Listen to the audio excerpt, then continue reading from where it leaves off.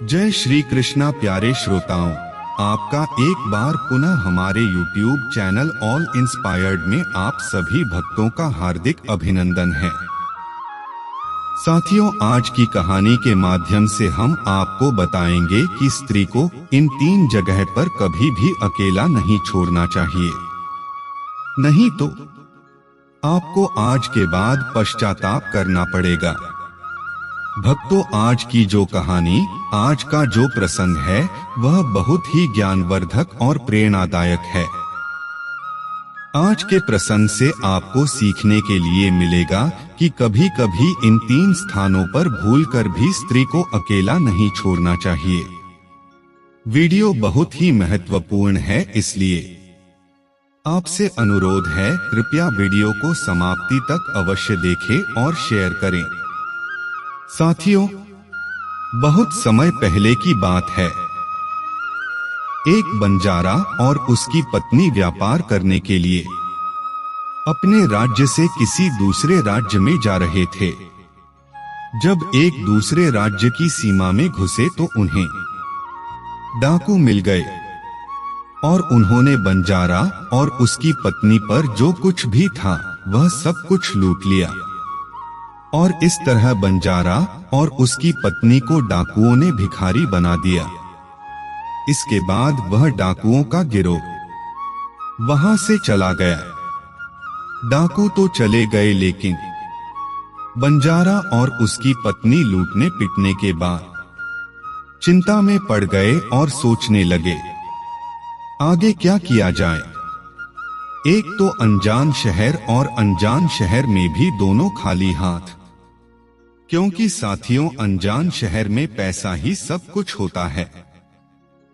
बंजारा अपनी पत्नी को लेकर अनजान शहर की तरफ बढ़ने लगा। उसे चिंता खाए जा रही थी कि अब मैं व्यापार करूं तो करूं कैसे। वो इसी चिंता में चला ही जा रहा था कि नगर के बाहर एक साधु की कुटिया थी। वह बंजारा अपनी पत्नी को लेकर कुटिया की ओर चल दिया।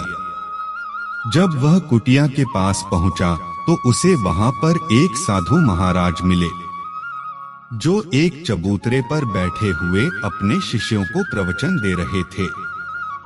साधु को देखकर बंजारा सोचने लगा, क्यों ना इन साधु महाराज को अपनी समस्या बताएं। शायद यह मेरी समस्या का समाधान कर दें। साथियों, ऐसा विचार कर वह बंजारा उन साधु महाराज के पास पहुंच गया और बहुत ही विनम्र स्वर में उसने अपनी समस्या उन साधु महाराज को बताई और कहने लगा, महाराज, यह किसी तरह आप मेरी पत्नी को किसी महाजन के पास गिरवी रखवाकर मुझे कुछ पैसे दिलवा दें तो आपका बड़ा ही पुण्य होगा। जब साधु ने बंजारे की बात सुनी तो इस साधु महाराज को उस बंजारे पर दया आ गई। साधु ने अपने एक परिचित महाजन के बारे में उस बंजारे को उसके पास भेज दिया। बंजारा अपनी पत्नी को लेकर महाजन के पास पहुंचा और महाजन से हाथ जोड़कर कहने लगा, सेठ जी, मुझे कुछ पैसों की आवश्यकता है। मेरे पास गिरवी रखने के लिए और तो कुछ नहीं है, बस मेरी पत्नी है। आप मेरी पत्नी को गिरवी रखकर मुझे कुछ पैसे दे दीजिए। मैं उन पैसों से व्यापार करके जल्दी ही आपकी रकम समय वापस कर दूंगा और अपनी पत्नी को आपसे वापस ले लूंगा। तब तक मेरी पत्नी आपके दिए हुए पैसों में आपके पास गिरवी रहेगी। साथियों, महाजन ने बंजारे की बात सुनी तो महाजन पैसे देने के लिए तैयार हो गया और पैसा के बदले में बंजारे की बीवी को अपने पास गिरवी रख लिया। बंजारा महाजन के पास अपनी पत्नी को गिरवी रखकर और उस चीज से कर्जा लेकर व्यापार करने के लिए आगे बढ़ गया। बंजारे ने उनका व्यापार शुरू कर दिया। वह बंजारा सस्ते दामों में किसानों से पशुओं को खरीदना था और दूसरे जरूरतमंद किसानों को महंगी कीमत में बेच देता था। इस प्रकार बंजारे ने उन पैसों से बहुत कम समय में ही अच्छा खासा धन अर्जित कर लिया। साथियों, जब बंजारे ने खूब पैसा कमा लिया तो एक वर्ष बाद फिर वह बंजारा उसी शहर में वापस लौट आया या जिस नगर में अपनी पत्नी को उसके पास गिरवी रख कर गया था। वह बंजारा नगर वापस लौटकर सीधा उसी महाजन के पास पहुंच गया और महाजन के पास पहुंचकर वह बंजारा उस महाजन से कहने लगा कि आप अपना हिसाब करके मुझसे रुपए ले लीजिए और मेरी पत्नी को मुझे लौटा दीजिए। साथियों, यह सुनकर उस महाजन ने कहा, भैया क्या बताऊं, अब से 3 महीने पहले की बात है। तुम्हारी पत्नी बीमार पड़ गई और उसी बीमारी के कारण तुम्हारी पत्नी का स्वर्गवास हो गया। मैंने तुम्हारी पत्नी का बहुत उपचार भी करवाया, अच्छे से अच्छे वैद्य को भी दिखाया, लेकिन मैं फिर भी तुम्हारी पत्नी को बचा ना सका। साथियों, बंजारे ने जब उस सेठ के ऐसे वचनों को सुना तो बंजारा यह सुनकर उदास हो गया। फिर थोड़ा धीरज बांधकर बंजारा उससे बोला, सेठ जी, जो होना था वह तो हो चुका। शायद मेरे नसीब में ही ऐसा लिखा था। वह मेरे साथ रहती तब भी आयु पूरी होने पर उसे मरना ही होता। होनी को कौन टाल सकता है। भला फिर भी आप अपना रुपया मुझसे ले लीजिए ताकि मुझे इस बात का संतोष हो जाए कि मैंने अपना रेट चुका दिया है और मैंने आपका घर घर जाकर अपनी पत्नी को गिरवी रखने के कलंक से खुद को बचा लिया है। बंजारे की बात सुनकर सेठ बोला, नहीं भाई, अब मैं तुमसे वह पैसे कैसे ले सकता हूं जब मैं तुम्हारी अमानत को तुम्हें नहीं लौटा सकता, तो अपना कर्जा वापस लेने का मुझे कोई हक नहीं है। साथियों, बंजारे ने बार बार सेठ से अपना रेट वापस लेने का आग्रह किया, किंतु सेठ नहीं माना। उदास भाव से बंजारा जब वहां से निकला तो रास्ते में फिर उसी स्थान पर पहुंच गया जहां पर 1 साल से पहली बार मिला था। हमेशा की तरह साधु महाराज अपने चबूतरे पर बैठे हुए प्रवचन दे रहे थे।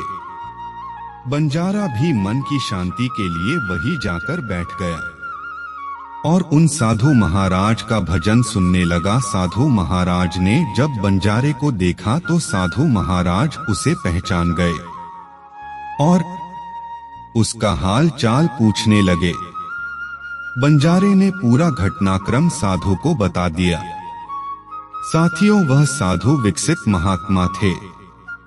बंजारे की बात सुनकर उस साधु ने कहा, बंजारे, सेठ ने तेरे साथ धोखा किया है। तेरी पत्नी निश्चित रूप से जीवित है। बंजारे, तेरी पत्नी को या तो उससे अपने अपने घर में छुपा लिया है या फिर उसने तेरी पत्नी को अपने किसी परिचित के यहाँ दूर किसी जगह पर भेज दिया है। अब तू ऐसा कर, यहाँ के राजा के पास चला जा और राजा के दरबार में जाकर प्रार्थना करना कि राजा साहब मेरी पत्नी को दिलवा दो, क्योंकि बंजारे, इस नगर का जो राजा है, राजा श्री मगध, एक बुद्धिमान व्यक्ति है। वह निश्चित ही तेरी पत्नी को उस सेठ पर जोर डालकर तुझे दिलवा देगा। साथियों, जब उस बंजारे ने उस साधु महात्मा के ऐसे वचनों को सुना तो वह बंजारा साधु की बात मानकर राजा श्री मगध के दरबार में पहुंच गया और राजा के दरबार में पहुंचकर राजा से गुहार लगाने लगा कि महाराज, मेरी पत्नी को महाजन से मुझे दिलवा दीजिए। बंजारे की प्रार्थना सुनकर राजा ने महाजन को बुलाया और उससे कहा, सेठ, क्या यह बात सच है कि यह व्यक्ति कुछ रुपयों के बदले अपनी पत्नी को तुम्हारे पास गिरवी रख कर गया था। महाजन ने स्वीकार करते हुए कहा कि हाँ राजन, बंजारे की यह बात बिल्कुल ठीक है। राजा ने फिर कहा, तुम इसकी पत्नी को क्यों नहीं लौटा रहे हो? राजा की बात सुनकर सेठ महाजन बोला, कैसे लौटा दूं महाराज? मैंने इस बंजारे को बताया तो था कि अब से 3 माह पूर्व ही इसकी पत्नी की मृत्यु हो चुकी है। महाराज, अब मैं धर्मराज के पास जाकर तो इसकी पत्नी को वापस नहीं ला सकता। राजा ने पूछा, कोई गवाह है तुम्हारे पास जो इस बात की पुष्टि कर दे कि इसकी पत्नी की मृत्यु हो चुकी है? सेठ बोला, जी हाँ, राम सिंह मेरे बात की पुष्टि कर देगा, जिसने इस बंजारे की पत्नी का उपचार किया था। वह 4 व्यक्ति भी इस बात की गवाही दे देंगे। इसकी पत्नी का श्मशान में फूंक कर आए थे। साथियों, उस महाजन ने यह बातें इतने आत्मविश्वास के साथ कही कि राजा श्री मगध को सच लगने लगी। उस पर भरोसा हो गया। तब राजा ने बंजारे से कहा, भाई बंजारे, अगर तुम्हारी पत्नी जीवित होती तो हम तुम्हें दिलवा देते। अब तो हमारी भी मजबूरी है। साथियों, इस प्रकार राजा श्री मगध ने बंजारे को समझा बुझाकर वहां से भेज देता है। बंजारा फिर से साधु के पास पहुंचा और जो कुछ दरबार में राजा और महाजन ने कहा, वह सारी बातें साधु को बता दी। साथियों, यह सब सुनकर उस ज्ञानी महात्मा ने कहा, मैंने राजा श्री मगध को इतना अन्यायी नहीं समझा था। मुझे दुख है, उसने तुम्हारे साथ कोई न्याय नहीं किया। उस राजा ने सेठ की बातों पर तो यकीन कर लिया और तुम्हें समझा बुझाकर मेरे पास वापस भेज दिया। अब तुम मेरी एक बात सुनो। तुम एक बार फिर से राजा के पास जाओ और उससे कहना कि सिर्फ 2 घंटे के लिए अपनी राजगद्दी पर मुझे बैठने का अधिकार दे दो। तब मैं राजा तो बताऊंगा कि न्याय कैसे किया जाता है और न्याय किसे कहते हैं। साथियों, बंजारा एक बार फिर से राजा के पास पहुंचा और जैसा कुछ उस साधु ने कहा था, उसने वह राजा से कह दिया। राजा ने बंजारी की यह बात सुनी तो यह सुनकर राजा श्री मगध ने कहा, हमें 2 घंटे के लिए राजगद्दी छोड़ने में कोई एतराज नहीं है। यदि ऐसा करने से तुम्हें न्याय मिलता है तो हम 2 घंटे के लिए उस महात्मा के लिए अपनी राजगद्दी छोड़ देंगे। तुम उन महात्मा जी को राज दरबार में ले आओ। बंजारा ने जब राजा की बातों को सुना तो बंजारा साधु के पास गया और साधु महाराज को राज दरबार में ले आया।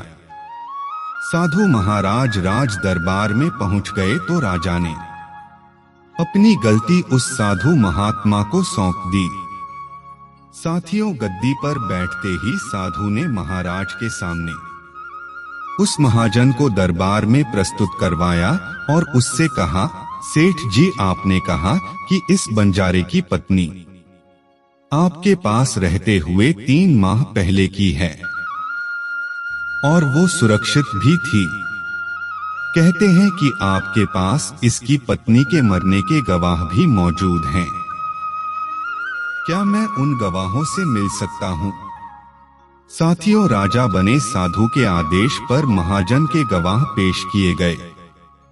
सबसे पहले साधु ने उस व्यक्ति को बुलाया जिसने बंजारे की बीवी का इलाज किया था। साधु ने वैद्य से पूछा, क्यों भाई जी, आपने ही इस बंजारे की पत्नी का उपचार किया था? वेद बोला, जी हजूर, मैंने ही बंजारे की पत्नी का उपचार किया था। वेद की बात सुनकर गुस्सा आ जाता है। साधु कहते हैं कि मुझे यह बताओ कि तुम बंजारे की पत्नी का इलाज करने के लिए सेठ के घर जाते थे या फिर इसकी पत्नी इलाज कराने के लिए तुम्हारे पास आती थी। राजा बने उस साधु की बात सुनकर वह बेद उस राजा से बोला, राजन, सेठ जी मेरे औषधालय पर आकर दवा ले जाते थे। साधु बोला कि तुम विश्वास के साथ कह सकते हो कि वह दवा सेठ जी बंजारे की पत्नी के लिए ही ले जाते थे या फिर किसी और के लिए। साधु की बात सुनकर वह बोला, हम यह बात यकीन के साथ तो नहीं कह सकता कि वह किसके लिए दवाई ले जाते थे, लेकिन मुझसे दवाई जरूर ले जाया करते थे। वेद की बात सुनकर साधु बोला, इसका मतलब तो यही हुआ कि तुम मरीज को बिना देखे ही दवाइयां दे दी थी। यह तो बहुत ही गंभीर अपराध है। तुम दवा के स्थान पर किसी को जहर भी तो दे सकते थे, और हो सकता है तुम्हारे दिए हुए जहर से ही इसकी पत्नी की मृत्यु हुई हो। प्रिय दर्शकों, साधु की यह बात सुनकर वेद जी का चेहरा डर से पीला पड़ने लगा था। वह भी स्वर में बोला, नहीं हजूर, ऐसा हरगिज नहीं हो सकता। भला मैं अपने किसी मरीज को दवा के बदले भला जहर क्यों दूंगा, और इस तरह से मेरी सारी मान प्रतिष्ठा भी धूल में शामिल हो जाएगी। वेद की बात सुनकर साधु बोला, अब तो तुम ऐसा ही कहोगे, मैं तुम्हें अपने कर्तव्य के प्रति लापरवाही और एक मरीज के जीवन से खिलवाड़ करने के अपराध में 100 कोड़े लगाने का आदेश देने जा रहा हूं। इसके साथ ही तुम्हारा मुंह काला करके सारे नगर में तुम्हें घुमाया भी जाएगा। अब सोच लो, बेहतर इसी में है कि सच बोलोगे या फिर मैं सैनिकों को तुम्हें गिरफ्तार करने का आदेश दूं। प्यारे दोस्तों, मित्रों, साथियों, यह सुनकर वेद का सारा शरीर सूखे पत्ते की तरह कांप उठा। वो उस साधु कदमों में जा गिरा और बोला, मुझे माफ कर दीजिए हजूर, मैं स्वीकार करता हूं कि मैंने सेठ के बताए किसी मरीज का कोई भी इलाज नहीं किया। सेठ ने तो मुझे 500 रुपए दिए थे और कहा था, यदि गवाही की आवश्यकता पड़ेगी तुम्हें ऐसा कहकर उसके पक्ष में गवाही दे दो। बस मेरा इतना ही अपराध है कि मैंने लालच में आकर सेठ का प्रस्ताव स्वीकार कर लिया।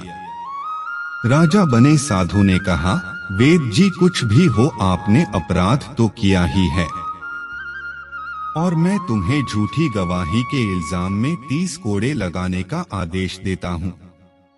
साथियों, साधु के आदेश का राजा के सैनिकों ने फौरन ही पालन किया और सैनिकों ने तत्काल ही वेद को पकड़ लिया और भरी दरबार में उसे कोड़े लगाने लगे। कोड़ा लगते ही वेद रो पड़ा और कहने लगा, महाराज मुझ पर रहम करें, महाराज मुझ पर रहम करें, मुझ पर रहम करे हजूर, हाय मैं मर गया। साथियों, हर कोड़ों के साथ वेद की गले से आवाजें निकलने लगी। उसकी चीखें सारे राज दरबार में गूंज उठी।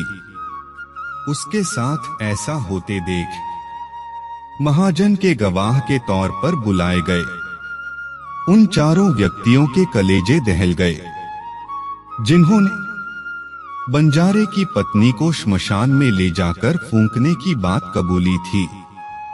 अब बारी उन चारों ही आई। साधु ने उनसे पूछा कि तुम लोगों का कहना है कि तुम चार इस बंजारे की मृत पत्नी का शव ले जाकर श्मशान में गए थे। दोस्तों, ऑल इंस्पायर्ड चैनल को सब्सक्राइब जरूर कर लेना। फिर दोस्तों, साधु पूछने लगा कि मुझे यह बताओ कि अंतिम संस्कार से पहले जब मृत शरीर को स्नान कराया जाता है तब उसे कपड़े में लपेटकर अर्थी पर रखा जाता है। स्नान के दौरान क्या तुमने उस स्त्री का मृत शरीर देखा था? यह सुनकर उसके चारों का कहने लगे कि नहीं हजूर, उसका मरा शरीर तो हमने देखा ही नहीं था। जब सेठ जी ने अर्थी तैयार कर ली थी उसके बाद ही हम उसे श्मशान में ले गए और उसे जला दिया। उन चारों गवाहों की बात सुनकर साधु गुस्से से बोला, और तुमने यह जानना भी उचित नहीं समझा कि उस अर्थी में कोई मर्द लेटा है या कोई जीवित व्यक्ति? कहीं ऐसा तो नहीं किसी विषैले पदार्थ को पीकर अर्थी पर लेटा हो और तुम उसे श्मशान में ले जाकर जलाए हो? यह तो बेहद गंभीर अपराध है। इसके लिए तुम लोगों को मृत्युदंड की सजा दी जा सकती है। साथियों, बेचारे पिटाई देखकर पहले ही भयभीत थे। जब उन्होंने साधु के मुख से मृदंग की बात सुनी तो सुनकर उन सभी के हाथ पैर मानो बिल्कुल ही ठंडे पड़ गए हैं। साधु ने महाजन की तरफ देखा। जैसे ही उस साधु ने महाजन की तरफ देखा तो उसका चेहरा वैसे काला पड़ गया। साधु ने महाजन से कहा, तुम्हारे पास तो गवाहों की तो पहले ही हवा निकल गई। अब तुम बताओ कि किसी की इच्छा के विपरीत किसी की पत्नी को जबरदस्ती घर में रखना और अमानत में खयानत के अपराध में तुम कौन सी सजा पाना पसंद करोगे? साधु की बात सुनकर महाजन का चेहरा एकदम से सफेद पड़ गया। उसके मुंह से कोई बोल नहीं निकल सका। राजा बने साधु ने कहा, इससे पहले कि मैं तुम्हें 5 साल की कठोर कारावास की सजा दूं, अभी समय है कि तुम इस बेचारे बंजारे की पत्नी को दरबार में हाजिर कर दो। साथियों, सजा के डर से महाजन ने तुरंत अपने सेवकों को अपने घर भेजा और सेवकों को घर भेजकर बंजारे की पत्नी को दरबार में प्रस्तुत कर दिया। साधु ने सेठ से लेकर उस बंजारे की पत्नी को बंजारे को सौंप दिया और महाजन को 3 महीने की कैद की सजा सुना दी। झूठी गवाही के अपराध में उन चारों को भी कड़ी सजा दी गई जिन्होंने बंजारे की पत्नी का श्मशान में ले जाने की झूठी गवाही दी थी। साथियों, यह देखकर राजा मगध आश्चर्यचकित रह गया और साधु के सामने हाथ जोड़कर बोला, महात्मा, आप धन्य हैं। आपने मुझे सिखा दिया कि न्याय कैसे किया जाता है। राजा की बात सुनकर साधु बोला, राजन, मेरी 3 बातें सदैव याद रखना कि कभी भी इन 3 स्थानों पर अपनी पत्नी को अकेला नहीं छोड़ना चाहिए।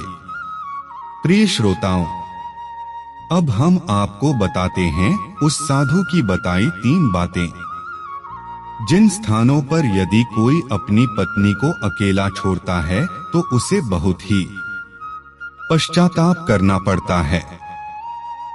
साथियों, पहला स्थान है, अगर आपकी पत्नी कोई बीमारी में हो और वह बीमार पड़ जाए तो ऐसी स्थिति में कभी भी उसको बीमारी में अकेला छोड़कर नहीं जाना चाहिए, क्योंकि जब कोई मनुष्य किसी स्त्री से विवाह करता है तो विवाह के समय वचन देता है कि मैं तेरे सुख दुख में तेरे साथ रहूंगा। इसलिए साथियों, बीमारी की हालत में उसके साथ सदैव बने रहिए और उसकी देखभाल करिए। जिस तरीके से पत्नी अपने पति की सेवा करती है, उसी तरह से पति का कर्तव्य है कि अपनी पत्नी की सेवा में हमेशा तत्पर रहें। यह आपका कर्तव्य है और आपके सुखी जीवन का मंत्र भी है। साथियों, दूसरा स्थान है, अगर आपकी पत्नी निर्दोष है और कोई उस पर झूठा लांछन लगा रहा है, तो ऐसी परिस्थिति में सदैव तुम्हें उसके साथ खड़े रहना चाहिए, क्योंकि एक लड़की अपने माता पिता का घर इसी आस में छोड़कर आती है कि मेरा पति मेरी भावनाओं को समझेगा और हर परिस्थिति में मेरा साथ देगा। इसलिए साथियों, दुनिया वाले उस पर यदि कोई झूठा दोष लगा रहे हो तो आपको अपनी अर्धांगिनी के साथ खड़े रहना चाहिए। ऐसी परिस्थिति में, ऐसे समय में उसको कभी भी अकेला नहीं छोड़ना चाहिए। कभी कोई ऐसी परिस्थिति आए तो ऐसे समय में तुम्हें अपनी पत्नी को बोलना चाहिए कि तुम बिल्कुल भी चिंता मत करो, मैं तुम्हारे साथ खड़ा हूं। साथियों, तीसरा स्थान जो साधु ने बताया, वह कभी भी भूल कर भी अपनी पत्नी को पुरुषों के पास भूल कर भी नहीं छोड़ना चाहिए। चाहे वह आपका मित्र हो, चाहे आपका कोई रिश्तेदार हो और चाहे आपका कोई सगा भाई क्यों ना हो, किसी भी परिस्थिति में अपनी पत्नी को किसी अन्य के साथ अकेला नहीं छोड़ना चाहिए, क्योंकि आज के समय में किसी का कुछ नहीं पता, कौन कब और किसके साथ क्या कर दे। इसलिए साथियों, कभी भी भूल कर भी अपने पत्नी को किसी पराये पुरुष के साथ अकेला नहीं छोड़ना चाहिए। तो साथियों, यह थी आज की कहानी। आशा करता हूं हमारी तीनों बातें आपकी समझ में आ गई होंगी और आप इनसे प्रेरणा लेकर इसे अपने जीवन में इन्हें जरूर लागू करेंगे। इसी आशा के साथ में आज का वीडियो समाप्त करता हूं। मिलते हैं अन्य ज्ञानवर्धक वीडियो में। अगर आप हमारे चैनल ऑल इंस्पायर्ड पर पहली बार आए हैं और अभी तक आपने हमारा चैनल सब्सक्राइब नहीं किया है, तो कृपया हमारे चैनल को सब्सक्राइब करें और बेल आइकन भी प्रेस कर दें, जिससे हमारे आगामी आने वाले ज्ञानवर्धक वीडियो आपके पास समय से पहुंचते रहे हैं और उनका नोटिफिकेशन आपको मिलता रहे।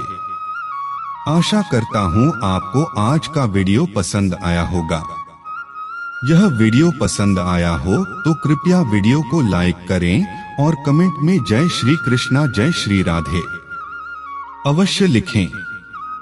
इसी के साथ मैं अपनी वाणी को विराम देता हूं। आप सभी भक्तों को मेरी तरफ से जय श्री कृष्णा, जय श्री राधे, जय श्री श्याम। बोलो श्री बांके बिहारी लाल की जय।